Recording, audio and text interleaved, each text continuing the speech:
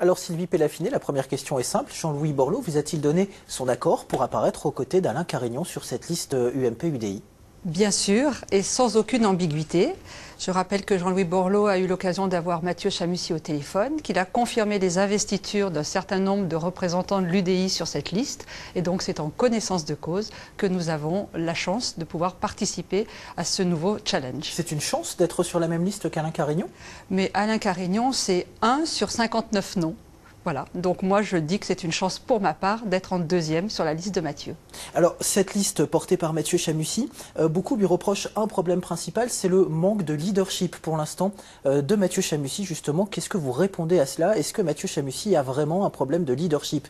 On se souvient de cette campagne de désignation de l'UMP qui avait été quelque peu chaotique. Je crois qu'au contraire, c'est à ce moment-là qu'il a eu l'occasion de montrer tout le charisme et le caractère qu'il caractérise, parce qu'il a fait preuve d'indépendance par rapport au parti, il a fait preuve de conviction, de combat sur les valeurs, et c'est ça qui nous réunit. Donc est-ce que ça ne peut pas handicaper la campagne, ces divisions qu'on a vues au sein de la droite grenobloise? Les divisions n'existent plus aujourd'hui. Nous sommes réunis, nous sommes en ordre de marche pour conquérir la municipalité et pour la gagner. Alors parmi les thèmes que vous développez justement, il y a un leitmotiv à droite, c'est la fiscalité. On sait que Grenoble est une ville très lourdement imposée, les ménages sont lourdement imposés. Si vous êtes élu, est-ce que vous allez revenir sur cette fiscalité des ménages? Alors, nous l'avons présenté lors de la présentation du programme la semaine dernière. On ne s'engagera pas sur une baisse des impôts, on ne va pas leurrer les citoyens. En revanche, nous nous engageons à ne surtout pas les augmenter parce que je crois qu'on a atteint des niveaux en 18 ans de municipalités socialistes et communistes qui sont inacceptables aujourd'hui. En revanche, nous regarderons forcément une baisse et nous engagerons sur une baisse de la fiscalité des entreprises, que ce soit au niveau de la CFE, du versement transport ou au niveau du droit de voirie pour les commerçants. C'est-à-dire on favorise les commerçants, mais les ménages, eux, continueront à payer autant? Non, on favorise personne.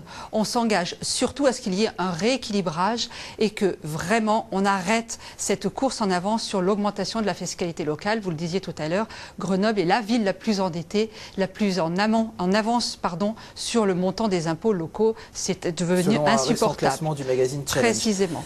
Alors on parlait fiscalité, ça a été le grand thème cette semaine avec la conférence de presse de François Hollande qui a promis un pacte de responsabilité pour les entreprises, une baisse des charges.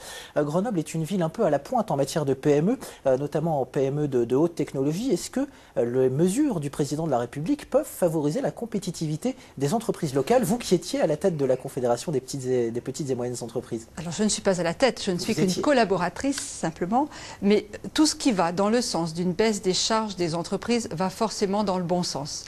Et ça forcément, ça créera de l'emploi, c'est inévitable. Ce qui nous inquiète aujourd'hui, c'est qu'il y ait un manque de lisibilité dans toutes les mesures. Les chefs d'entreprise ont besoin de stabilité. Donc au moment où l'on annonce le pacte, peut profiter de ces mesures?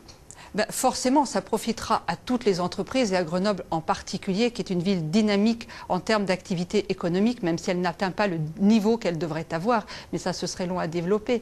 En revanche, je vous le disais, on manque de visibilité, on a besoin de stabilité, parce qu'au moment où on parle de pacte de responsabilité, on se demande à nouveau ce que va devenir le CICE, le crédit d'impôt, compétitivité, emploi, qu'on commence juste à comprendre comment ça fonctionnait. Et donc, une nouvelle mesure annoncée, c'est encore le devenir d'une autre mesure. C'est là la difficulté. Merci beaucoup Sylvie Pellafiné d'avoir été notre invitée ce soir. Merci d'avoir développé ces quelques idées. Merci.